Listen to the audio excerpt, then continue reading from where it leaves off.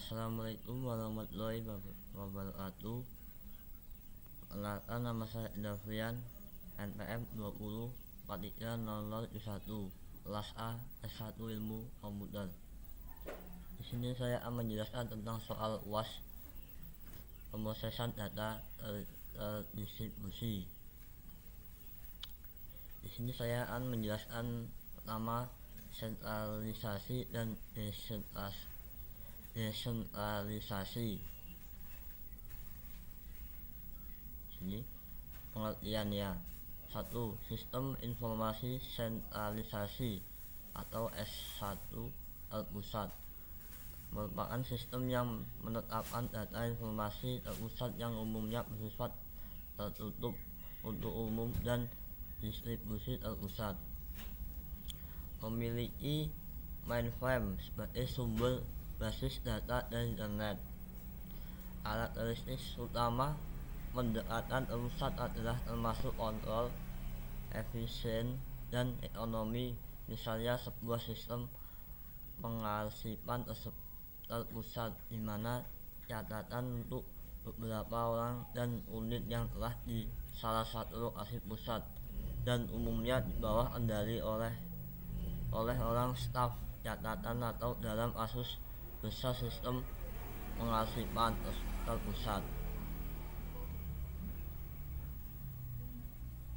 2.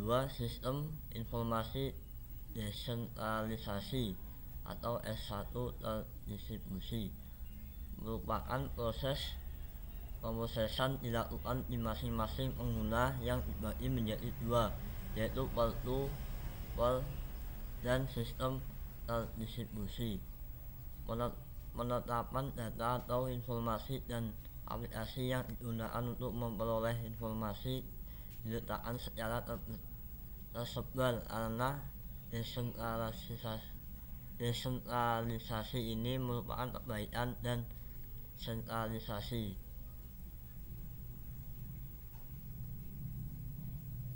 Kelebihan dan kekurangannya: sistem informasi sentralisasi atau S terpusat. 1. Keuntungannya: tanggung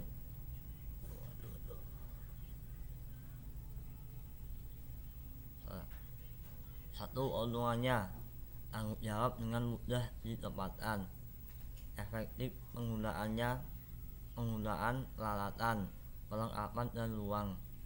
Semua data terkait disimpan bersama-sama, memberikan kontrol terpusat menggunakan teknologi, mengurangi duplikasi dan meningkatkan keamanan.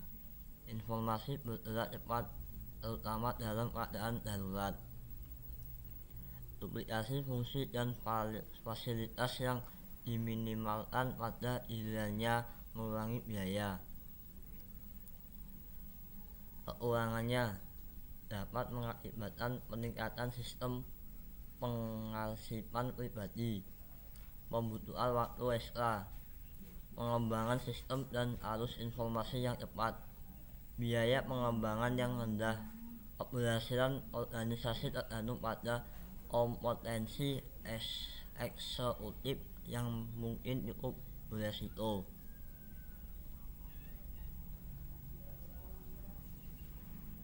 Sistem informasi desentralisasi. Keuntungannya: desentralisasi mengurangi beban kerja eksekutif, pengambilan keputusan lebih cepat, meningkatkan biaya administrasi dari setiap divisi atau departemen, tidak memerlukan ekstra ruang yang diperlukan untuk file terpusat. Kekurangannya: harus ada fasilitas fisik dan personil terlatih dari setiap divisi atau departemen. Kekurangannya: keseragaman dan prosedur konsisten sebagai departemen. Kekurangannya: menganalisis serta mengontrol informasi. Kekurangannya: keseragaman atau konsistensi.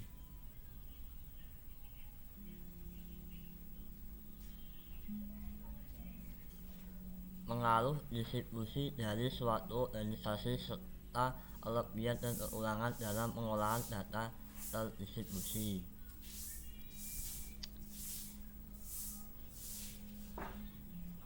Macam-macam pengaruh PDT pada organisasi. 1. Departemen memakai pemilik fasilitas komputer dan akses data yang lebih baik.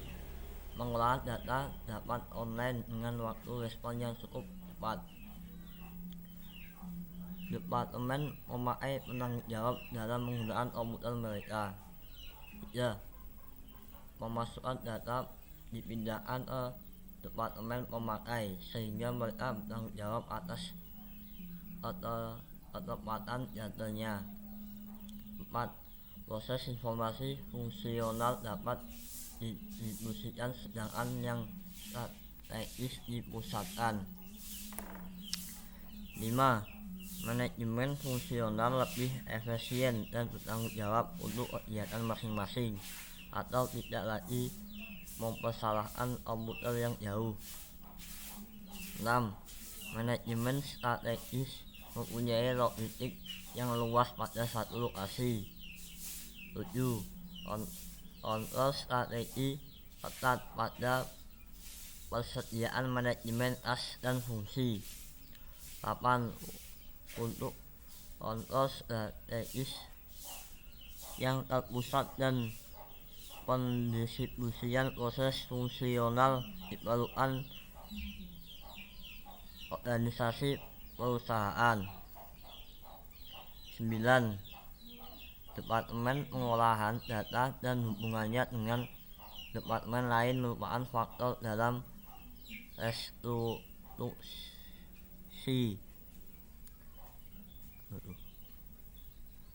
10. Manajer departemen harus mampu dalam menggunakan komputer yang sekarang mudah tersedia bagi mereka. 11. Jaringan data tidak lagi dipengaruhi oleh jarak, sehingga pengolahan dapat secara nasional maupun multinasional. 12.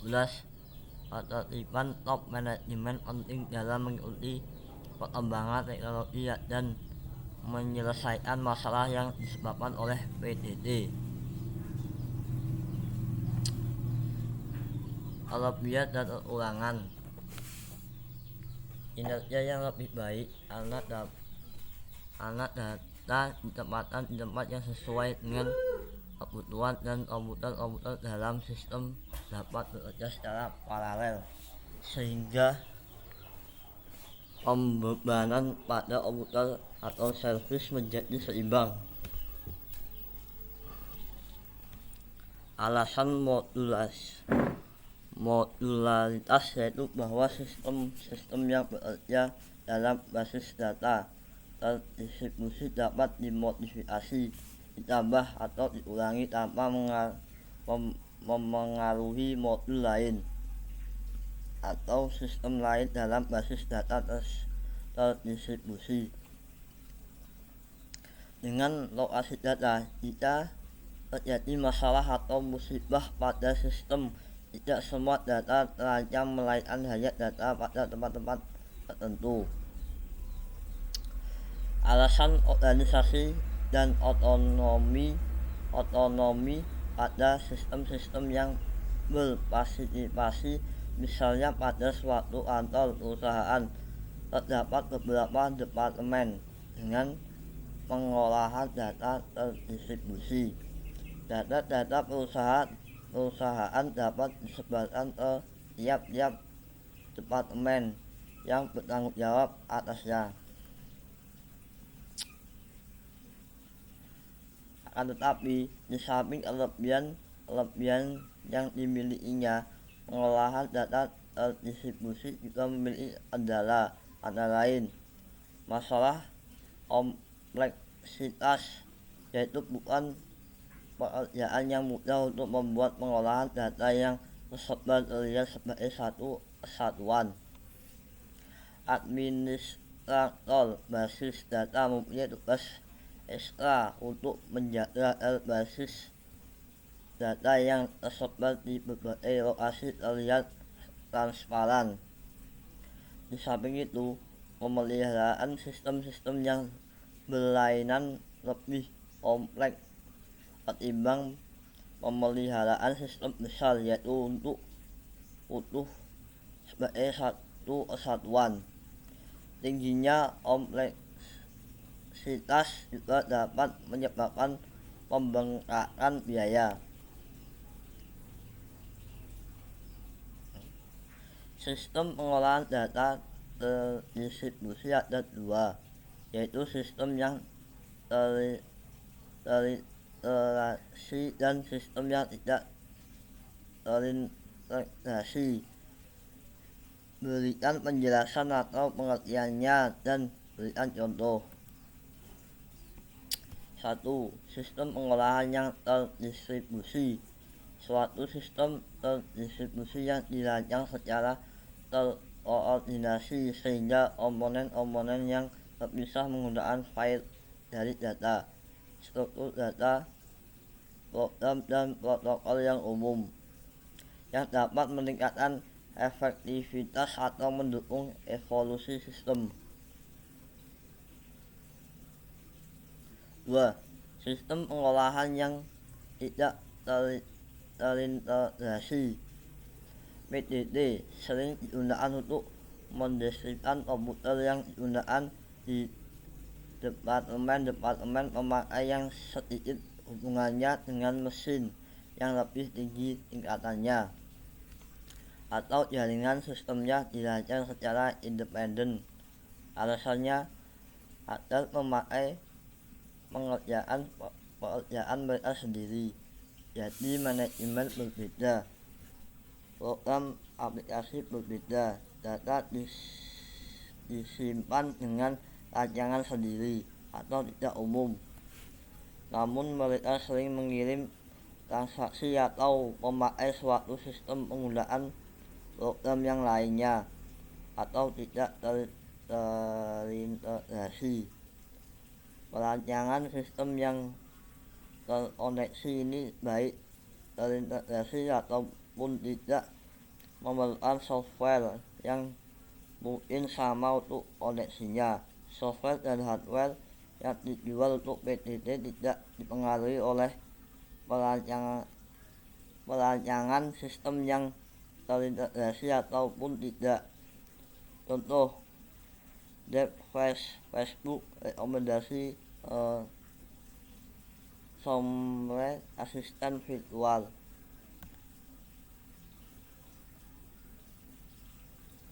Sebutan tujuan utama pengolahan data terdistribusi dan hal teknis yang diperlukan untuk mencapai tujuan. Tujuan utama pengolahan data terdistribusi. Tujuan pertama, PDT, pengolahan data terdistribusi, adalah untuk meningkatkan dan memperluas penggunaan komputer bagi pemakai pada end user.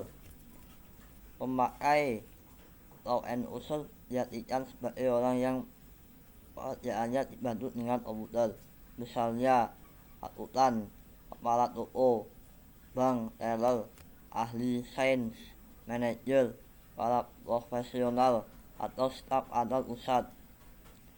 PDT memberikan fasilitas logika, penyimpanan data, ataupun komputasi yang di bawah langsung ke lokasi pemakainya. PDT atau pengolahan data terdistribusi merupakan proses yang tersebar ke setiap penjuru.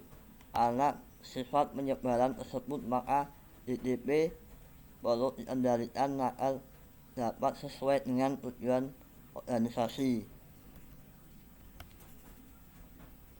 Hal teknis yang diperlukan untuk mencapai tujuan. Menggunakan komputer mini dan mikro. Menghubungkan komputer mikro, mini, dan besar sebagai sistem yang paling efektif biayanya. Teknik database. Menggunakan teknik database untuk menjamin data yang sama dapat diakses oleh banyak pemakai dengan cara yang fleksibel. Jaringan komputer. Menggunakan jaringan yang dirancang untuk mengirim data, surat, dan mungkin juga suara atau yang lainnya. Struktur jaringan yang fleksibel memberikan struktur jaringan yang memberikan fleksibilitas yang tinggi untuk menambah node atau sirkuit yang menangani lalu lintas terminal dan juga lalu lintas komputer ke komputer. Kontrol saluran yang standar menggunakan prosedur kontrol saluran yang standar untuk menghubungkan terminal-terminal dan untuk interkoneksi komputer. Terminal virtual menggunakan standar terminal virtual, unit logika dan tampilan, sehingga ketika terminal atau PC user diubah, program yang digunakan tidak perlu dituliskan kembali. Kriptografi menggunakan kriptografi yang memerlukan keamanan transmisi yang ketat. Keamanan menggunakan teknik keamanan yang ketat tidak diperlukan.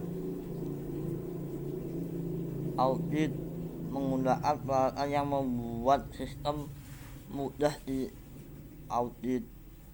Bahasa tingkat tinggi menggunakan bahasa tingkat tinggi khususnya bagi user untuk mencapai fleksibilitas maksimum dalam mengakses data dan produktivitas maksimum dalam mengembangkan aplikasi.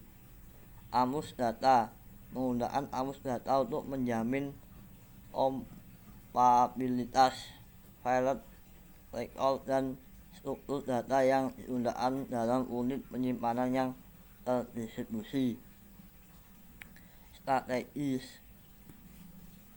mengembangkan strategi pengolahan data termasuk di dalam 3 sub-strategi, yaitu pengolahan data terdistribusi, database, dan jaringan. Oleh karena itu, diperlukan pengembangan struktur manajemen untuk menjalankan strategi tersebut, diantaranya administrasi sistem terdistribusi untuk menjamin bahwa sistem yang terpisah dapat dihubungkan dan bekerja sama sebaik mungkin. Administrasi data terdistribusi untuk membantu perancangan data terdistribusi dalam merancang struktur data yang sesuai dan juga untuk menjamin kompatibilitas antara data pada PC yang terpisah, serta untuk mendokumentasikan data dalam arus data. Administrasi jaringan untuk menjamin pengembangan jaringan yang sesuai. Terima kasih. Sekian penjelasan dari saya. Bila ada kekurangan